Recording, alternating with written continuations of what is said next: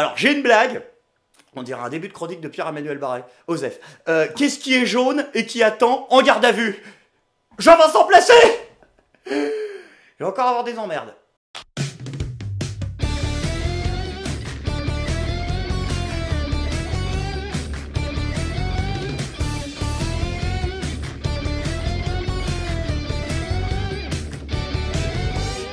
Oh, je suis pas content, il y a Jean-Vincent qui est dans la merde. Oui, Jean-Vincent Placé, vous vous souvenez? J'en avais parlé dans une précédente vidéo. Hein, le lieutenant-colonel Jean-Vincent Placé, je vous invite à la revoir, elle est en description de la vidéo, vous comprendrez tout de suite. C'est ce ancien député, hein, enfin sénateur, et ministre de François Hollande, voilà, qui était Europe Écologie Les Verts, donc c'est un écologiste. Enfin, un écologiste, voilà, qui avait 18 000 € d'amende impayée, parce que il avait fait des excès de vitesse avec son énorme berline qui pollue bien. Donc c'est lui.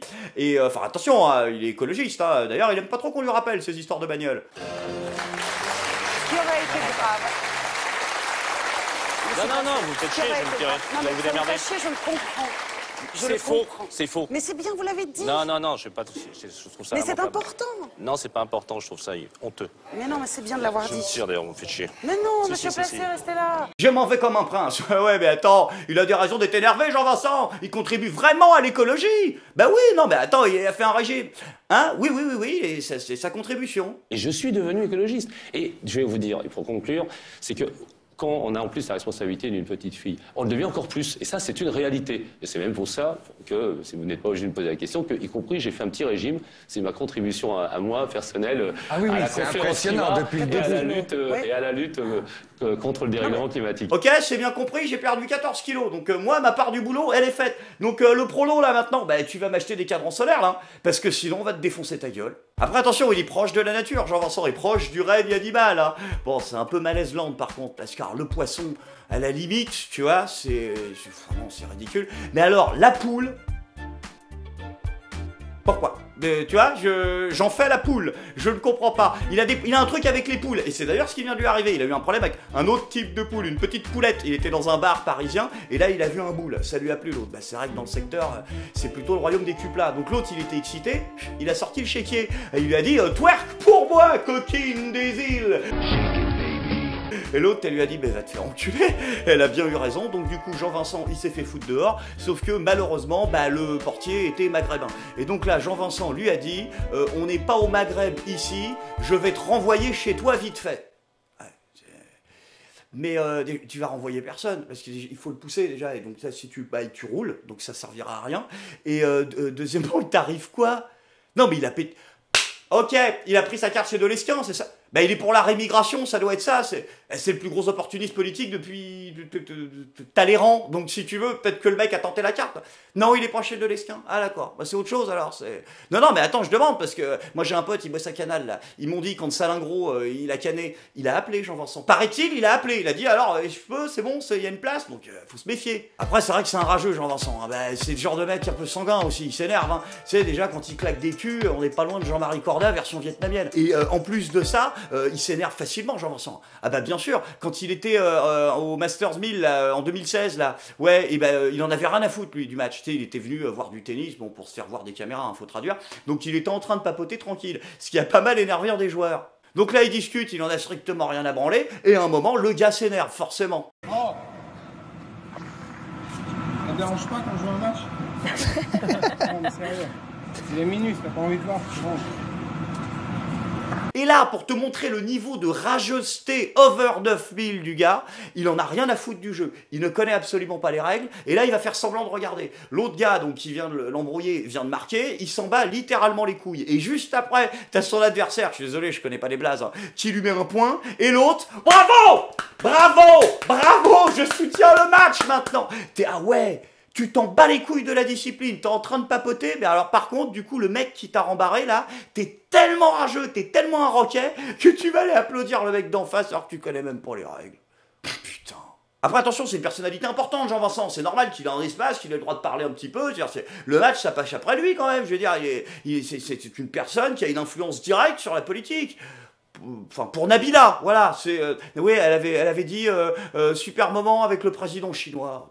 Oh la vache. Oh, en plus, c'est même pas le drapeau de la Chine. Il est ni président ni chinois et c'est pas le bon drapeau. Donc là, on atteint quand même un certain niveau. Non, c'est juste que les hommes, aussi forts et puissants qu'ils sont, ont tous leurs petites failles, et qu'en l'occurrence, chez Jean-Vincent, bah c'est la gnolasse, hein, et 2,35 grammes d'alcool dans le sang quand même. Alors c'est vrai que maintenant, il est là en mode, c'est une circonstance atténuante pour lui, hein, il nous le dit, ouais, non, bah, je suis désolé, hein, je sais pas pourquoi, bah déjà parce que t'es allé picoler, hein, et fais pas genre, ça t'arrive jamais, parce que, bon, moi j'ai quand même un peu squatté le bistrot d'en face, hein, j'ai eu une petite période à un moment, au Sénat, là. La dernière fois que bah, tu t'y es pointé pour parler, concrètement, hein, parce qu'on ne voit plus, mais t'étais bourré. Mesdames et messieurs les sénateurs, on ne va pas poursuivre excessivement la discussion, mais je sais que vous êtes de Singapour, mais vous savez qu'en plus je vous apprécie très personnellement. Deuxièmement, le principe du prélèvement de 2015 et 2007, ainsi que ce montant annuel de 175 millions, premier alinéa du 3 de l'article 266, indécise du Code des douanes. Et donc je suis, au nom du gouvernement de la France, favorable à la suppression de cet article. Merci, monsieur le ministre. D'ailleurs, en parlant de gens qui ont des problèmes de boisson. Oui. Ah, lui aussi, il est de retour, mais dans la merde. Il aura clamé son innocence pendant de longues heures, tout comme souhaité échapper à l'embarrassant statut de mise en examen, sans succès.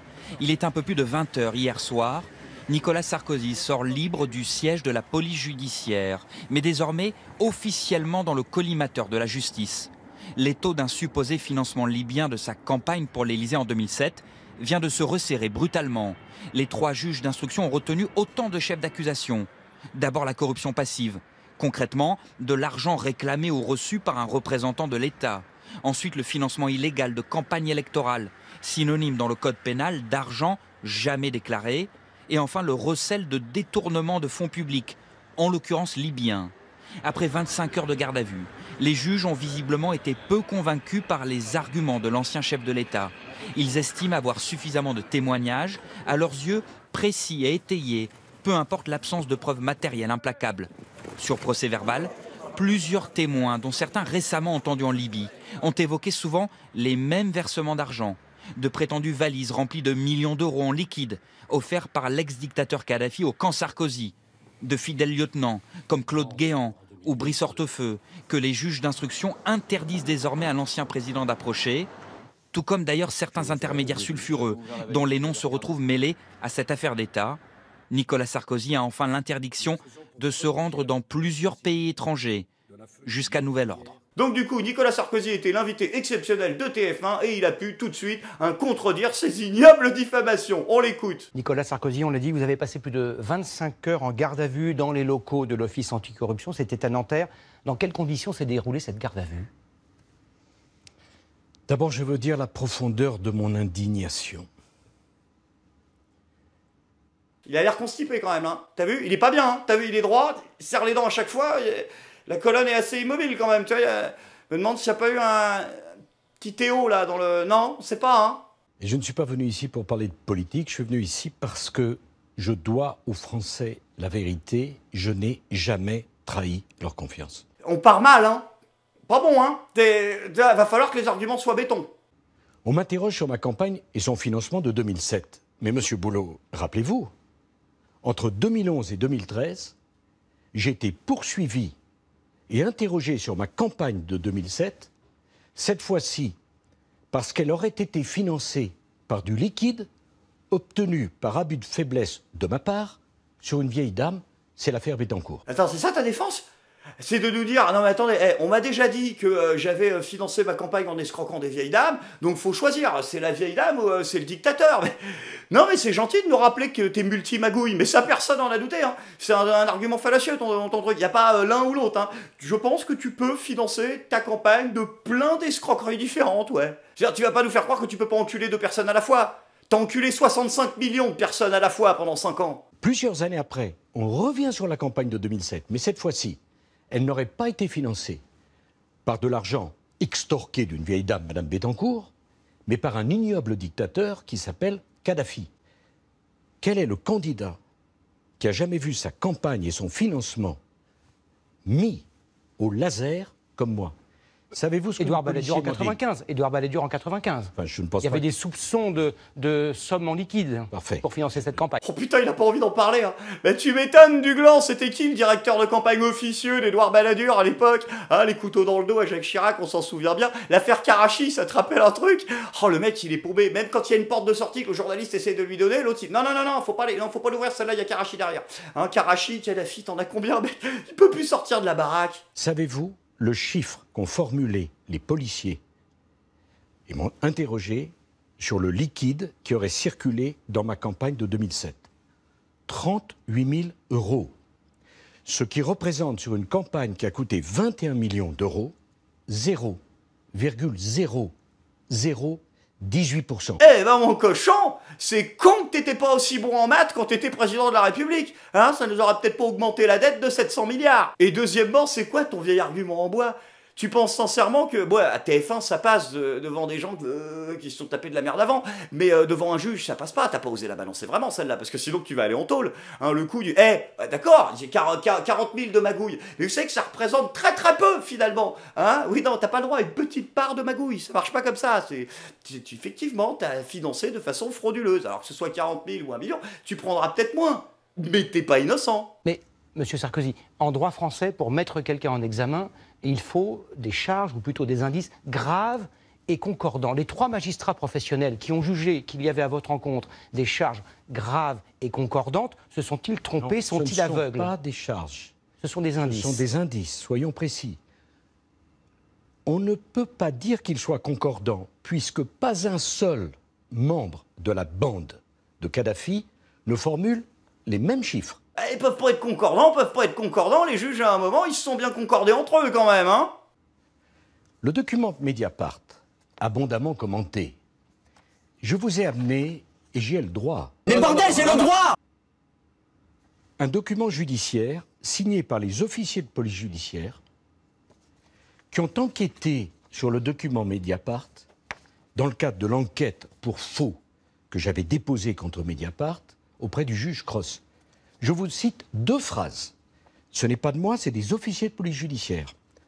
Il existe donc, disent les officiers de police judiciaire, après 2 ans d'enquête, une forte probabilité pour que le document produit par Mediapart soit un faux, le rendant déontologiquement impropre à sa diffusion. Je vous répète la phrase. C'est un procès-verbal de synthèse émanant d'une commission rogatoire signé par des officiers de police judiciaire, le document produit par Mediapart, il existe une forte probabilité qu'il soit un faux. Alors ça c'est absolument génial, parce que le mec tient les gens en haleine pendant plus d'1 minute avec son papier à la main. On dit, j'ai coupé un peu, hein. Sauf que tu dis pas à un seul moment la date. La date du paplard, ça c'est un compte-rendu de 2006. T'oublies juste de dire qu'entre-temps, il y a eu une étude et un groupe de graphologues indépendants qui ont prouvé l'inverse de ce que t'es en train de dire en fait. J'ai vu Saïf Kadhafi et je lui dis, mais Saïf, c'est vrai ce que tu as dit à Euronews s'agissant du financement de la campagne de Nicolas Sarkozy? Et Saïf dit oui. Il y a un problème, monsieur Boulot. C'est que la rencontre entre Takedine et Saïf Kadhafi a eu lieu le 4 mars. L'intervention de Saïf Kadhafi sur Euronews a eu lieu 12 jours plus tard, le 16. Premier mensonge. Deuxième mensonge.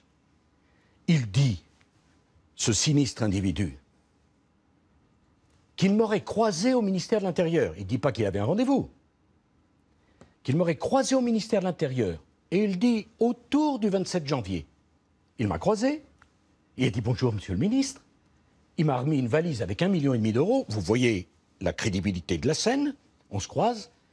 Qu'en aurait-il fait? Et qu'aurait-il fait de cette valise s'il ne m'avait pas croisé? Mais il n'a pas de chance, cet escroc. Parce que j'ai la preuve que le 27 janvier, je n'étais pas à Paris, j'étais en Avignon. Que le 28 janvier, je n'étais pas à Paris, j'étais en Avignon. Que le 26 janvier, je n'étais pas à Paris, j'étais en Poitou-Charentes. Oh, un deuxième mensonge. Enfin, un deuxième si on compte pas le premier où tu dis que t'as jamais trahi la confiance des Français. Bref, mais si tu y étais le 26 à Paris, 26 janvier, tu t'es même fait photographier comme un couillon à une cérémonie d'hommage à l'abbé Pierre parce que monsieur veut bien se faire voir. Ah oui, c'est ça le problème quand on cherche à bien se faire voir partout, c'est qu'au final, ça contredit un peu les alibis. 26 janvier, je n'étais pas à Paris, j'étais en Poitou-Charentes. Dernier hommage à l'abbé Pierre, une messe solennelle à Notre-Dame de Paris, l'hommage de la nation. Le 26 janvier, je n'étais pas à Paris. À l'intérieur de la cathédrale, des personnalités politiques de premier rang. Le 26 janvier, je n'étais pas à Paris. L'intérieur de la cathédrale était réservé aux proches et aux personnalités. Mais les propos de M. Tagheni sont confirmés par d'autres sources. Vous parliez de M. Senoussi. Senoussi, qui est donc le chef des services de renseignement libyens. Devant la Cour pénale internationale, en 2012, il dit la chose suivante. La somme de 5 millions d'euros a bien été versée pour la campagne de Nicolas Sarkozy en 2006-2007. J'ai personnellement supervisé le transfert de cette somme. Je confirme qu'elle a bien été réceptionnée par Nicolas Sarkozy. Lui aussi ment. Non. Vous parlez d'un homme qui a assassiné... Tout à fait. Mais devant la Cour pénale internationale. Non, pardon, monsieur. Pardon. Vous avez ici un ancien chef d'État qui n'a jamais été condamné et vous parlez d'un homme qui a assassiné 170 personnes dans le Lucerne. Ouais, là aussi, dans le genre hôpital qui se fout de la charité. Kadhafi, les morts civiles en Libye, tout ça, ça te rappelle rien. Hein, tu viens quand même de te prendre une plainte au cul pour crime de guerre et crime contre l'humanité. Donc je serai à ta place, j'attendrai un jugement de la Cour pénale internationale, puis ensuite j'ouvrirai mon museau. Où sont les documents bancaires? Où sont les virements? Ce ne sont pas des virements, ce serait, le cas échéant, du liquide, pas des virements. Absolument pas. Les commissions ne se passent jamais sous forme de virement. D'abord, les commissions, il n'y a pas de marché. Comment voulez-vous qu'il y ait une commission? Et bim, le troisième mensonge, jamais 203, vous connaissez le proverbe, mais si, il y avait un marché, mon couillon. Un marché depuis fin 2016 avec la Libye sur le nucléaire civil. Et il y avait tellement un marché d'ailleurs que l'Élysée, donc sous ta direction, a évalué le montant de ces transactions dans un rapport. Vous avez chiffré ça à 10 milliards. Ah, vous avez vu, on va gagner 10 milliards, Condé, elle est plus fort. Ah oui, mais c'est toujours pareil, tu peux pas te vanter et après, ça, eh ben, c'est la merde. À niveau toggerie, je pense que là, on a affaire à un cas d'école. Hein. Le mec est quand même un bon escroc à papa et à tonton et à l'ancienne. Mais tu t'es fait déclasser, Nico. Il y a plus enculé que toi maintenant. Dans le genre, j'en ai rien à foutre, il y a Bruno Bonnell quand même. Hein. Bruno Bonnell, ouais, Lester Bonnell, je l'appelle maintenant. À un tel niveau de fils de puterie qu'il me fait penser à Lester Crowley. Lui, il a un côté, je vais te niquer. Déjà, il a niqué l'industrie du jeu vidéo avec Infogrames, pour ceux qui connaissent l'histoire. Et donc, lui, récemment, on lui reprochait de pas être en circonscription, en fait. Et il devrait écouter ses administrés. Et il y va jamais en circonscription, écouter ce que les gens ont à dire. Donc, du coup, on lui a dit, mais alors pourquoi vous écoutez pas vos citoyens de votre ville? Il a dit ce qui se dit en circonscription. J'en ai rien à foutre. Ouais, il dit, je m'en bats les couilles des gens en fait. C'est donc les journalistes après ils ont, attends, enfin on sait que c'est des enculés, mais là il a quand même poussé un peu. Donc ils sont retournés le voir, ils lui ont dit, mais vous pensez pas que c'est un peu déplacé? Et il a dit, ouais, je sais pourquoi vous dites ça. C'est parce que j'ai une vie formidable. C'est sa défense. Il dit, ouais, j'ai une vie fantastique, j'ai une vie passionnante. Je suis un bon client pour les médias et je suis régulièrement cité dans le Canard enchaîné. Ça énerve. Si un député lambda paye sa femme de ménage au black, tout le monde s'en fout. Et bim, dans ta gueule, je dis les choses comme je les pense. Moi, je suis un vrai, moi, je suis un dur, moi. T'as vu, il y a un côté Papacito aussi, un peu quand même. Hein. C'est Papacito Crowley Bonnell, on va l'appeler. Sans transition, les amis, c'est maintenant le moment de la bonne nouvelle du jour. Car effectivement, pendant que nos politiques déraillent, ceux qui résistent face à l'oppression ont maintenant des exigences. Et oui, la commune libre de Tolbiac est en émoi. Elle a réussi à exposer enfin sa volonté et s'est transformée en comité révolutionnaire d'action qui va faire tout péter. Attention les copains, c'est fini les conneries. La faculté de Tolbiac attaquée hier soir. Sur ces images filmées par un agent de sécurité à l'intérieur du site, il y a du monde casqué en noir avec des fumigènes à l'extérieur. Une vingtaine de jeunes portant des casques de moto lancent des bouteilles et des bâtons par-dessus les grilles de l'université. Cette journaliste, voisine du site, a filmé la scène. L'ambiance était vraiment une scène de chaos. C'était assez étonnant, tout le monde avait peur. Il y avait un feu, il y avait une sorte de mini-incendie devant l'arrêt de bus. Et à l'intérieur, les étudiants de la fac qui hurlaient, qui disaient des grossièretés, dégagez les fachos, Antifa, Paris Antifa, voilà. La confrontation dure 15 minutes. Arrivée sur place rapidement, la police interpelle 6 personnes, ce soir toujours en garde à vue. Pour les occupants du site, qui protestent contre la réforme de l'admission à l'université, l'identité des assaillants ne fait aucun doute. C'est des groupes politisés, ultra-violents d'extrême droite, qui trouvent ça inacceptable en fait que la fac soit aujourd'hui en lutte contre la sélection et qui ont voulu essayer de faire une démonstration de force. La direction de l'université, occupée depuis 2 semaines, s'avoue aujourd'hui dépassée par les événements. Il y a un vrai sentiment de non-maîtrise de la situation. L'université n'est plus une université. Les occupants ont créé leur propre structure. Et là, nous sommes effectivement dans une grave inquiétude sur le contrôle de la situation. La direction de l'université a demandé un soutien à la préfecture pour assurer la sécurité autour de la faculté de Tolbiac. Cette nuit, le dispositif policier doit être renforcé. C'est vrai que c'est le bordel à Tolbiac en ce moment, hein, entre les FAF qui vont taper des antifas et des antifas qui vont taper des étudiants qui veulent pas taper des antifas et qui veulent juste aller en cours. C'est quand même bien le boxon. Mais maintenant, c'est terminé. Les directives sont là. Le comité de salut public de Tolbiac nous livre ses directives. Bienvenue dans cette première autoconférence de l'automédia de la commune libre de Tolbiac. Pourquoi il y a un chien ? Alors pourquoi un automédia et pourquoi une autoconférence? Non, Sandek, pourquoi il y a un chien là? Parce que, non, il fait partie de l'équipe. Ah, ok, d'accord. C'est dur là, non, sans déconner. Nous avons constaté depuis le début du mouvement que notre parole n'était soit pas relayée, soit complètement détournée par les médias classiques. Eh, n'empêche qu'on dira ce qu'on veut, mais le chien c'est le plus déter. Hein. T'as vu comment il regarde? T'as vu le regard? Je te fume, coup de skili. Je te défie. T'as vu le regard du truc? Ah, c'est belle bête. Hein. Image de la part des vrais occupants de la commune libre de Tolbiac. Wesh, c'est un thug, t'as vu? Regarde ses couilles. T'as vu? C'est mes couilles, ça. Regarde bien, tonton, regarde bien. Son soutien au peuple kurde. Nous soutenons aussi les cheminots et tous les précaires de cette université qui, nous l'espérons, arriveront à obtenir des meilleurs salaires grâce à notre occupation. Pourquoi sommes-nous masqués? Tout simplement parce que nous avons décidé de ne pas avoir de porte-parole, de ne pas avoir d'individualité qui pourrait se dégager. Vous voulez pas de personnalité qui se distingue? Bah fallait peut-être pas inviter le chien alors, hein. Parce que là du coup on voit que ça quoi. Attention hein, faisons de l'humour de droite, vraiment de droite là. Mais on revient à Jean-Vincent Placé, on retourne au début. Mais par exemple, là t'as 4 mammifères. Bon voilà, si on reste vraiment sur du basique. Bon, lequel des 4 ressemble à quelque chose? Non, mais c'est pas, tu vois ce que je veux dire? L'autre, il est là, regarde, il a des becs, il te regarde, on dirait Saddam Hussein, il est déter. Et l'autre, au milieu, là, on dirait le premier boss de Double Dragon 2. Ça fait pas peur, vraiment, quoi. En général, nous avons voté l'occupation et le blocus illimité de Tolbiac. Nous exigeons la démission de Macron. Non mais enfin, vous avez pas l'impression de demander un tout petit peu trop? Non, le positif, c'est bien, la jeunesse, tout ça, ils y croient, mais c'est vrai qu'ils ont le chien en même temps. Bah, il fait peur, hein. Quand tu vois le chien de Brigitte Macron, c'est vrai qu'il peut le bouffer, mais le problème c'est qu'il y a la garde républicaine avant, quoi. Puis les chars aussi, puis les missiles, puis les flics, puis plein de trucs, quoi, qui risquent de s'interposer un petit peu. C'est vrai que... Nous exigeons la démission de Macron, le retrait de la loi A. Et des croquettes pour Jean-Rex, c'est important les croquettes. Putain! Ouais, ça commence à rager un peu là. Je sens que ça s'excite derrière les claviers. Donc on va arrêter 2 secondes de faire des vannes et on va consacrer la fin de cet épisode à parler un peu plus sérieusement du sujet. Parce que c'est pas parce que vous êtes des branques à défendre votre cause que votre cause n'est pas juste. J'ai quelques petites choses à dire un peu plus sérieuses pour conclure cet épisode justement sur cette réforme de sélection à l'université.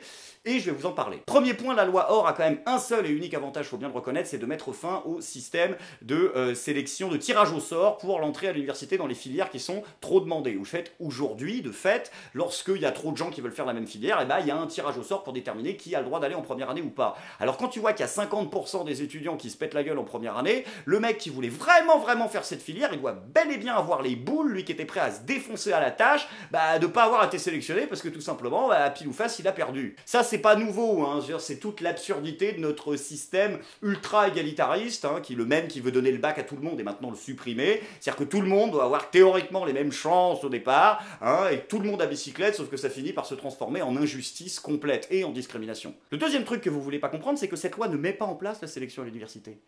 Elle confirme la sélection à l'université. Vous ne parlez de l'université que comme la Sorbonne ou les grandes universités qui accueillent le maximum de gens possible, les grosses universités gratuites. Mais si on considère l'enseignement universitaire, l'enseignement post-bac dans son ensemble, il y a déjà une sélection. Les meilleurs étudiants sur des critères économiques, c'est-à-dire ils peuvent se le payer parce que ça coûte un bras, et des critères de réussite individuelle qui peuvent parfois les dispenser, mais pas toujours de payer justement plein pot. Ces meilleurs élèves, ils vont déjà dans les prépas, ils vont déjà à Sciences Po. Ceux qui sont un peu moins bons vont dans les IUT, ou qui ont un peu moins de pognon. Et puis alors après, là, tous les prolos, ils vont à la fac. Cette sélection, elle existe déjà. En voulant créer vos universités d'auto-savoir, auto-centrées, auto-générées de je sais pas quoi mon cul, vous allez créer une école de bobos 68 arts, enfin 68 arts, ouais, vous n'êtes pas 68 arts les gars, il y a l'aspect non violent qui manque quand même clairement à l'appel. Vous allez créer une université qui va se faire bouffer par cette université des riches, cette autre université parallèle. Ce que vous devriez faire, c'est exiger que les meilleurs professeurs de ces écoles privées aient l'obligation de dispenser des enseignements dans les facultés gratuites et dans les universités gratuites. C'est ça que vous devez demander. Après, je dis meilleur prof, meilleure formation, ça reste théorique, hein, parce que Émile Boutmy, le prof d'éco, c'était quand même des SK. Alors c'est plus pratique à la fin de l'année si t'es une nana et que t'as pas la moyenne et hop là, que tu veux te rattraper. Mais je veux dire, au-delà de ça, meilleur, ça reste relatif. Ce que j'essaie juste de dire, c'est que si effectivement l'université a pour but de donner les meilleures formations, de l'excellence, ben vous devez exiger que cette excellence ne soit pas le monopole des riches. Là où je soutiens votre combat, c'est que cette réforme que veut faire Macron acte deux choses très dangereuses. Un, la vision que Macron a des profs, et deux, la vision que Macron a des étudiants. Je développe. En mettant en place cette réforme, Macron est en train de dire une chose simple. Le rôle des profs dans la République est de former les meilleurs et les plus capables. Et ça se discute, ça. C'est pas vraiment l'esprit républicain hussard de la République. On pourrait très bien considérer, vous allez me dire c'est idéaliste, mais c'est une vision qui se défend. C'est un débat que Macron ne met pas dans la société, sur la place publique. Il n'en parle pas de ça. Mais la vision d'un prof, on pourrait très bien dire que c'est aussi de former ceux qui ne sont pas les plus aptes ou les plus intéressés. Et d'intéresser des gens à cette discipline. Cette réforme de l'université acte justement une autre vision des profs, une vision ultra-élitiste. Et elle acte aussi une vision des étudiants qui ne sont plus vus que comme des travailleurs. Ce que Macron est en train de dire, et ça va de pair avec la suppression en 2021 du baccalauréat, qui fait que l'étudiant, à partir de sa première, maintenant, il va déjà commencer à être orienté vers ce qu'il sera et ce qu'il fera plus tard. Cette vision-là, qui consiste à demander au petit Timothée, 16 ans, 15 ans s'il a sauté une classe, de savoir précisément ce qu'il veut faire plus tard, c'est une vision ultra-libérale. Il faut que le petit Timothée, voilà, il a 15 ans, bon, alors, cosmonaute ou aventurier? Ah non, ça c'est fini ça, parce que dans 3 mois, tes notes, elles commencent à compter, camarade. Donc tu veux faire vraiment quoi plus tard, hein? Dans quelle société tu veux travailler? Quel est ton projet professionnel? On pourrait aussi considérer que c'est pas là où doit être un enfant de cet âge-là. Je vais pas défendre le modèle d'éducation à l'américaine, mais aux États-Unis, il est acté dans la culture populaire que les étudiants qui le peuvent, à la fin de ce qui leur sert de baccalauréat, partent pendant 1 an faire en général un tour d'Europe. Bon, ok, ils vont se bourrer la gueule en Angleterre et étrangler des Françaises. Néanmoins, ça permet aux gens peut-être de dire « Ah putain, hé !» Et finalement, je crois qu'avec 1 an d'expérience dans la gueule, c'était plutôt ça que j'avais envie de faire.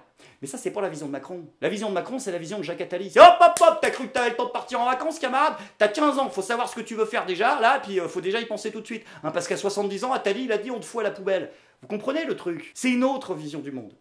Les professeurs ont pour vocation de former une élite qui, dès 15 ans, doit déjà savoir comme ça ce qu'elle va faire plus tard, avec un droit à l'erreur qui réduit à son néant absolu. Et les arguments avancés par le gouvernement sont complètement fallacieux. Édouard Philippe arrête pas de répondre à ça. Bah oui, mais vous êtes mignons avec vos utopies, mais il y a 40 000 étudiants à accueillir par an. C'est abject. La façon dont il utilise tout le lexique des discours sur l'immigration pour parler d'un sujet qui n'a aucun rapport. Je veux dire, tu peux très bien te dire, oui, bah non, là, je suis désolé, vous dites qu'on a besoin d'immigrer pour travailler, mais il n'y a plus de boulot. Pour la fac, c'est pas la même chose, là. Pour la fac, il suffit juste d'en construire, en fait, des facs. Il suffit juste de recruter des profs. Alors vous allez dire que ça coûte cher, mais quand on voit le gaspille absolu d'argent public fait par nos gouvernants, ils n'ont pas de leçon à nous donner. Édouard Philippe laisse sous-entendre en permanence qu'il n'y a que 2 choix, que soit c'est la sélection, soit c'est le tirage au sort. Non, non, il y a d'autres possibilités, d'autres pistes de réflexion qui ne sont pas abordées. Alors bien sûr, le gouvernement nous tend plein de petits bâtons pour nous expliquer « Regardez la carotte, on va vous mettre des trucs en échange ». Alors de quoi il parle? Il parle de droit au retour à l'université pour valider les acquis de l'expérience. Mais c'est pas le truc comme aux États-Unis. Non, non, moi je traduis le macronien. Ça veut dire que il sera possible de différer l'entrée à l'université d'un étudiant. Mais non pas pour qu'il aille vivre des expériences, tout simplement parce qu'on n'a pas envie d'investir dans des nouvelles universités, qu'on n'a pas envie de construire davantage, et que du coup les mecs ils sont en file d'attente. Et l'autre truc que nous promet Édouard Philippe, ce sont des diplômes de qualification à bac+1, c'est-à-dire comptant comme un bac+1 qui ne se passe pas dans le cadre universitaire. C'est une escroquerie. Est-ce que vous savez très bien que, je veux dire, les futurs employeurs, ils vont voir le truc, ils vont dire, oula, ah oui, ça vient du truc Macron, là, bac+1, mais pas vraiment bac+1, on sait pas. Ils ne trouveront jamais de boulot. Cette société que veut mettre en place Macron, c'est une société de la discrimination absolue. Alors vous avez raison de dénoncer ça, mais vous ne développez aucun argument concret, et vous avez une idéologie politique violente qui est censée encadrer vos fantasmes d'université autogérée. Vous ne mettez pas le doigt sur les vrais problèmes. et vous empêchez à l'heure actuelle ceux qui veulent étudier de le faire. Une fois de plus, vous serez les idiots utiles du gouvernement qui vous laissera, comme il le fait avec les grévistes, continuer à faire chier le monde pour ensuite monter les étudiants contre vous et dire que qui est contre mon ennemi est mon allié. Ce qui est totalement faux, bien sûr. Enfin bon, après, pour moi, en ce qui me concerne, sur le papier, vous avez gagné, vous êtes les plus forts, le vieux cis, mâle, blanc, hétéro, sexiste, dominateur, réactionnaire que je suis, va fermer son museau. Hein, effectivement, Tolbiac, là, vous avez monté que vous étiez un cran au-dessus, donc moi, je m'incline, vous avez raison, hein, on va faire tout comme vous avez dit, j'arrête de me foutre de votre gueule. Mais c'est à cause du chien. Soyons clairs, c'est lui qui me fout la schkoumoune, hein, parce que moi, j'ai pas de famasse pour me défendre, donc j'ai pas envie de me faire croquer par Rex. Hein. Allez, je vous soutiens, camarades.